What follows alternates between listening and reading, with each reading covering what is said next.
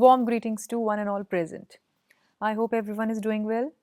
I, Dr. Shikha Dhiman, Assistant Professor, Department of Laws, Guru Nanak Dev University, Amritsar, will be sharing my views on the topic Analysis of Right to Freedom of Religion under the Indian Constitution. Let's start with an introduction. India is a land of multicultural and regional diversities. Religion is a matter of faith of people.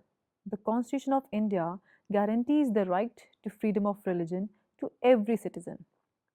Even the preamble of the Constitution of India provides that India is a secular state.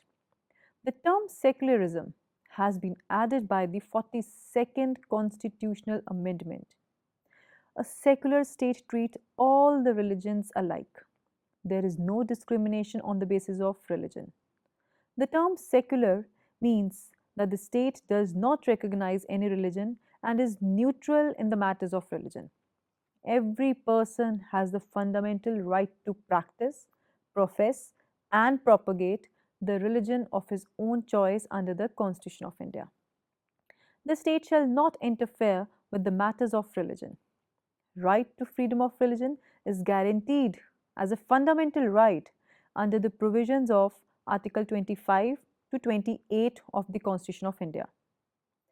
In a very landmark case of Indian Young Lawyers Association versus State of Kerala, very well known as Sabrimala Temple case of 2019, the Supreme Court held that right to freedom of religion is not absolute and has to be harmonized with the other liberties and freedoms. It is also subject to constitutional morality. In another case of S.R. Bommai versus Union of India of the year 1994, the Supreme Court held that secularism is the basic feature of the Constitution of India. Indian Constitution embodies the positive concept of secularism. In the matters of religion, the state is neutral and treats every religion equally. In another case of St. Xavier's College versus State of Gujarat of 1975, again, the Supreme Court held that secularism neither means anti God nor pro God. It ensures that no one is differentiated on the basis of religion, eliminating the concept of God in the matters of state. Lately, in 2002, in the case of Aruna Roy versus Union of India, the Supreme Court held that the study of religion in schools is not against the secular philosophy of Constitution. Secularism is susceptible to positive meaning, that is, developing understanding and respect towards different religions. Now let's talk a bit about constitutional framework. Article 25 of the Constitution of India provides for the freedom of conscience, free profession, practice and propagation of religion. All the persons are equally entitled to the freedom of conscience and the right to freely profess, practice and propagate religion. But this right is, however, not an absolute in its nature. It is subject to certain restrictions which are mentioned in Article 25, Clause 1. This fundamental right can be subjected to public order, morality, health, and other provisions of Part 3 of the Constitution. The term religion has not been defined anywhere in the Constitution. Supreme Court in the case of Commissioner H.R.E. Madras versus Sri Lakshmindra, that is of the year 1954, observed that every religion is a matter of faith with individuals or communities and it is not necessarily theistic. In another landmark judgment of PMA Metropolitan versus Moranmar Marathoma of 1995, the Supreme Court held that religion is a belief which binds the spiritual nature of the men to supernatural being. It includes worship, belief, faith, devotion, etc., and it also extends to many rituals. Religious right is the right of the person believing in a particular faith to practice, preach, and profess it. A religion may not only lay down the code of ethical rules for its followers to accept that, but it may also prescribe the rituals, many observances, ceremonies, and different modes of worship which are regarded as an integral part of religion. In another case of N. Adityan versus Travancore Devaswam Board of 2002, the Supreme Court once again held that Article 25 and 26 protects essential religious practices, and what really constitute the essential religious practices or integral part of religion is to be decided by the court itself with reference to the doctrine of particular religion. In Ismail Faruqi versus Union of India, 1994, the Supreme Court held that offer of prayer or worship is a religious practice, but offering at every location where such prayers can be offered would not be an essential religious practice. Therefore, Article 25, Clause 1 extends even to the rites and ceremonies associated with the religion. In the case of Maulana Mufti Sayyid versus State of West Bengal 1999, the court went on to saying that restrictions imposed by the state on the use of microphones and loudspeakers at the time of azan is not against the spirit of Article 25 and 26 of the Constitution of India. Again, very landmark case, that is Church of God of India versus KKRMC Welfare Association of the year 2000. And the Supreme Court said that no person can be allowed to create noise pollution or disturb the peace of others while exercising this religious freedom. Religious prayers through loudspeakers are not the essential element of any religion, very well stated by the Supreme Court. In Khurshid Ahmed Khan versus State of UP 2015, the Supreme Court again held that Article 25 protects the religious faith and not a practice which may run counter to the public order, morality, or health. Now let's talk about different aspects of Article 25. Freedom of conscience means the inner freedom of an individual to mold his relationship with God in whatever manner he likes. Number two is to profess a religion. That means to declare openly and freely one's own faith and belief. To practice a religion means an individual can perform the prescribed religious practices, rituals, and rites. And number four is to propagate a religion, which means to spread and publicize the religious views.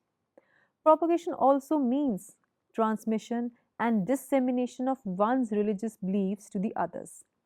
But at the same time, it does not include the right to convert the religion of any other person. In Indian Young Lawyers Association versus State of Kerala, the Supreme Court reiterated that the ban on the entry of women of menstruating age into Sabrimala temple in Kerala was discriminatory and also violative of the fundamental right of women to worship. A person can exercise religious freedom so long as it does not come in conflict with the exercise of the fundamental right of any other person. In Rave Stanislaus versus State of Madhya Pradesh 1977, the Supreme Court held that the word to propagate given in Article 25 Clause 1 does not mean the right to convert another person's to one's own religion. It does not confer the fundamental right to convert the religion of another person. A person can merely transmit or spread his religion by exposition of tenets. In Bijoy Emmanuel versus State of Kerala, 1986, the Supreme Court held that compelling a student belonging to Jehovah's Witnesses to join in the singing of national anthem despite genuine religious objection would contravene the rights guaranteed by Article 19 Clause 1 Subclause A as well as Article 25 Clause 1. The court held that whenever the national anthem is played, they must stand respectfully. But later, in the case of Sham Narayan Choksky versus Union of India, the Supreme Court held that every person or a citizen is bound to show the respect to national anthem of the India whenever played or sung on specific occasions. Disabled people are, however, exempted from this. The court further held that the playing of the national anthem in the cinema halls is not mandatory but optional and directory. Article 25, Clause 2 provides that the state can make law for regulating or restricting any economic, financial, political, or other social activities which are associated with the religious practice, and also for the social welfare and reform or throwing open of Hindu religious institutions of public character to all the classes and sections of Hindus. The state is empowered to regulate secular activities associated with the religious activities. The Supreme Court, once again, in the Shaira Banu versus Union of India case of 2017, discussed the principles regarding what constitutes an integral part or essential part of the religion, or I would say doctrine of essential religious practices.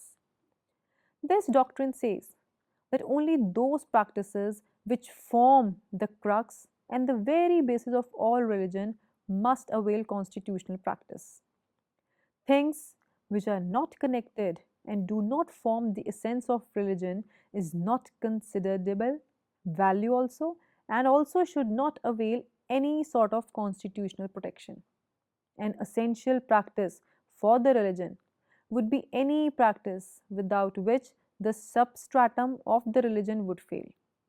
The test protects that only those practices without which the religion would not be the same. Further, the court observed that the essential part of religion means the core beliefs upon which the religion is founded.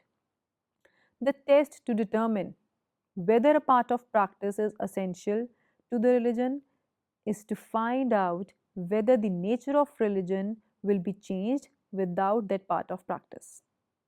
If taking away that part of practice results in the fundamental change in the character of that religion or its belief, then such part could be treated as essential or integral part.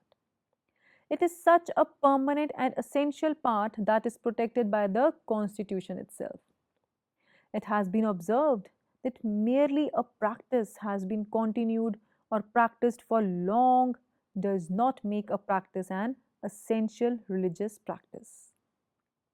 The Supreme Court in Sri Jagannath Temple Puri Management Committee versus Chintamani 1977 held that the management of the temple or maintenance of discipline or order inside the temple can be controlled by the state itself.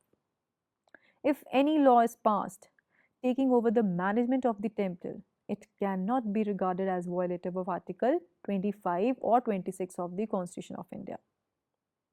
In the state of Tamil Nadu versus Animal Welfare Board 2017, Supreme Court held that Jallikattu was not an act essential to the religion or any religious practice and therefore cannot be protected under Article 25 of the Indian Constitution.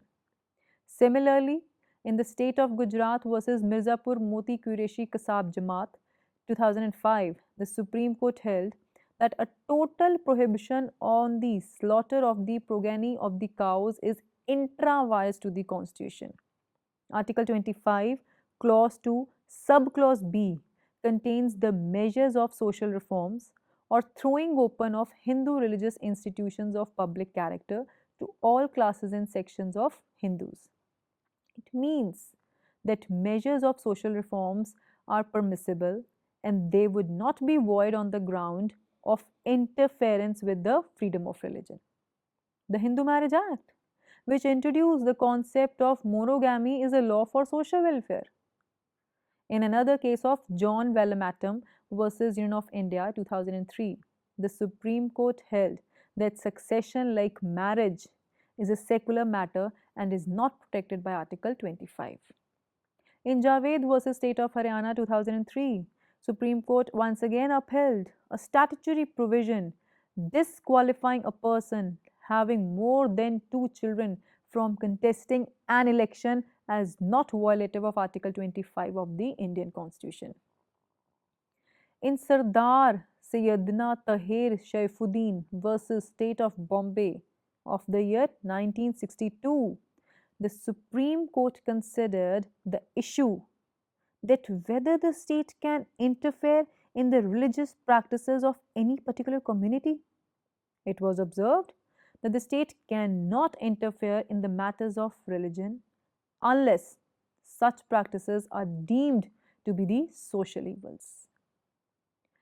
Article 25 of the Indian Constitution distinguishes between the religious practices and secular activities associated with the religious institutions.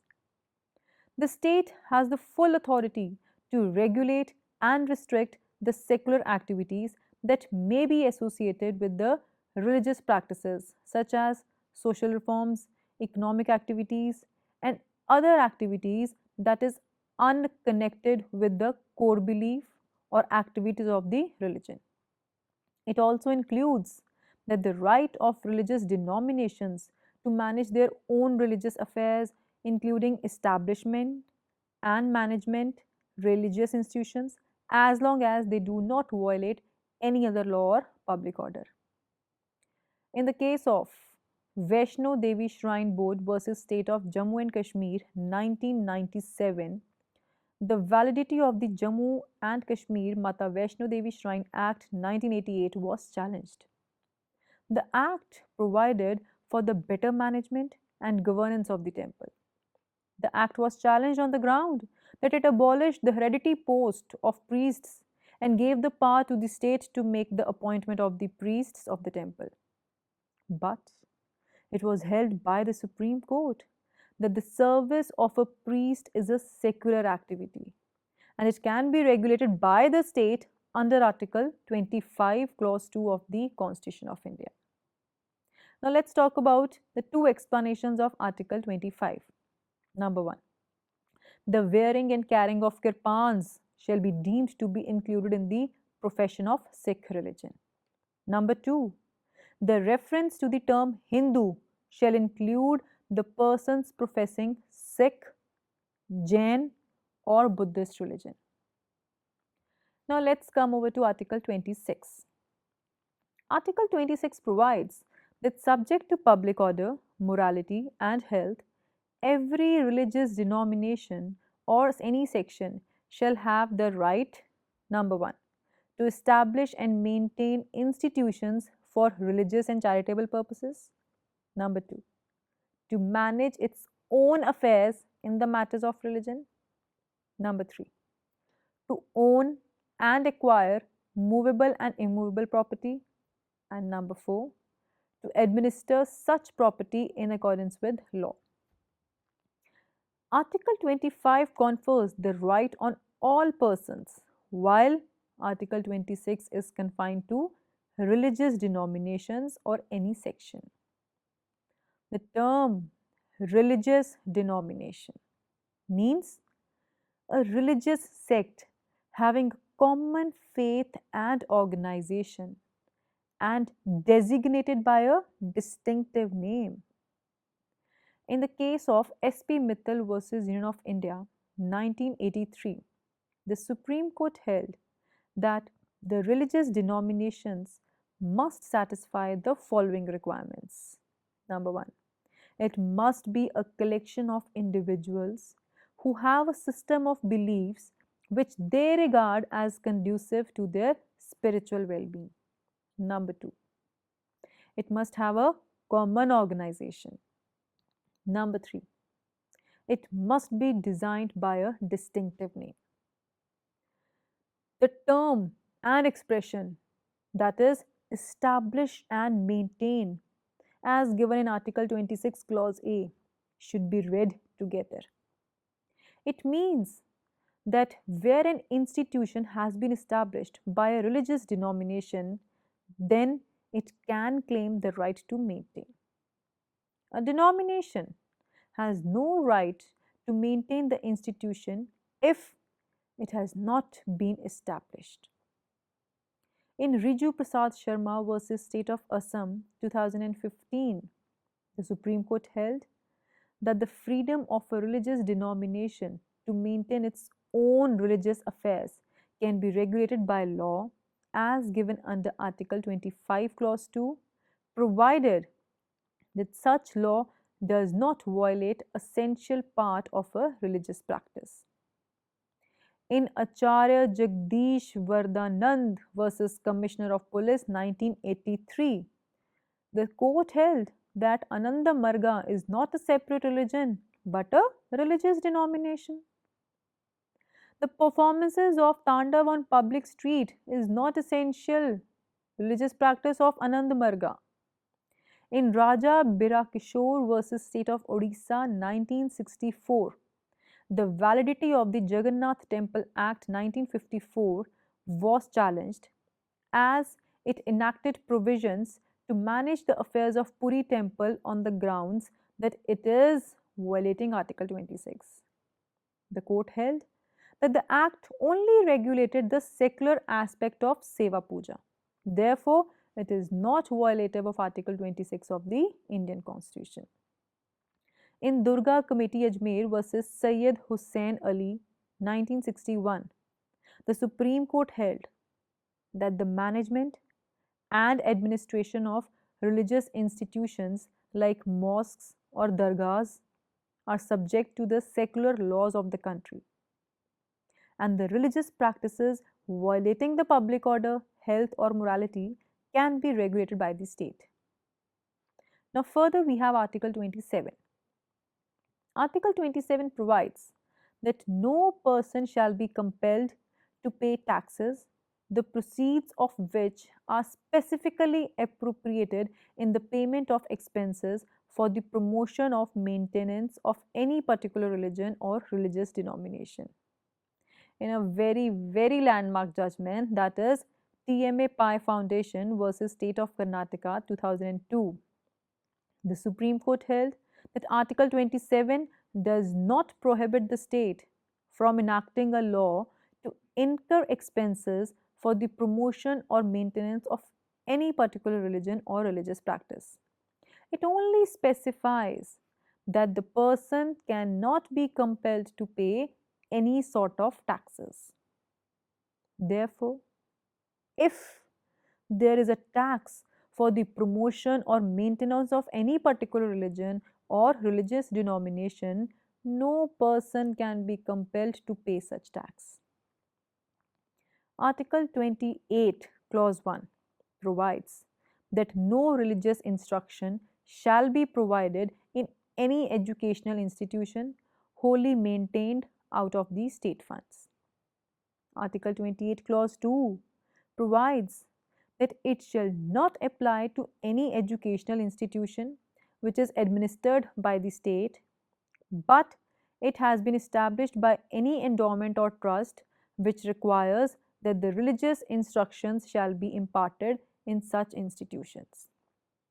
Article 28, Clause 3 provides that no person shall be required to take part in any religious instruction in any educational institution recognized by the state or receiving out of the state funds unless such person or guardian has given his consent. In the case of Aruna Roy versus Union of India 2002, the Supreme Court held that Article 28 imposes a ban only on the imparting of religious instruction and not on the study of religions.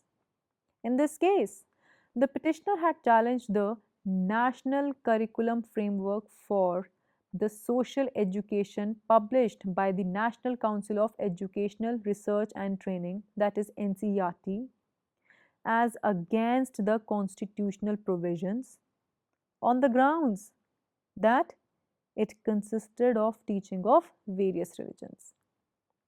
The court finally held that there is no prohibition on the study of religious philosophy and culture. The process of making the students acquainted with the basics of all religions should begin in the middle schools and continue up to the university level.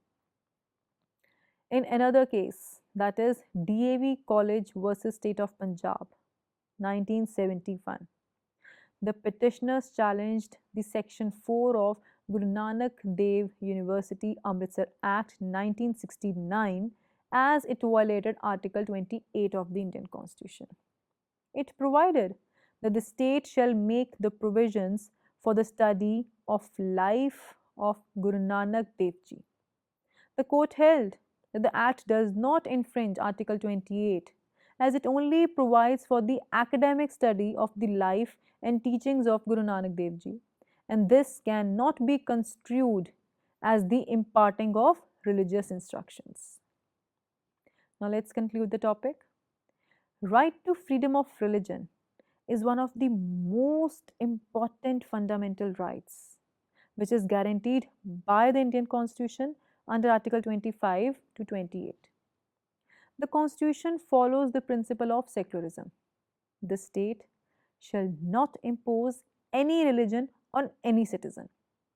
It is totally neutral in the matters of religion. Every person, as I said, has the right to practice, profess, and propagate the religion of his own choice. Like every other fundamental right, this right is also subjected to restrictions, that is, public order, morality, and health, which has been already given expressly by the Constitution itself. No person in the name of religion can do any act that is opposed to the public policy or it creates any sort of disturbances or intolerance among the people of India.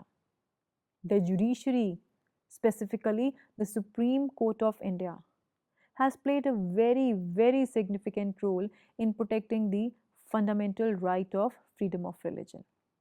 The court, in the recent times also, has declared that many religious practices are unconstitutional as they were just interfering with the other fundamental rights guaranteed under Article 14 and 15 of the Constitution. The apex court has managed to strike a balance between the individual's freedom of religion and the need for the social control. Thank you everyone for your time and attention. I appreciate the opportunity to speak with you today. I hope that everyone must have understood the topic. Stay safe, stay healthy. God bless you all. Take care.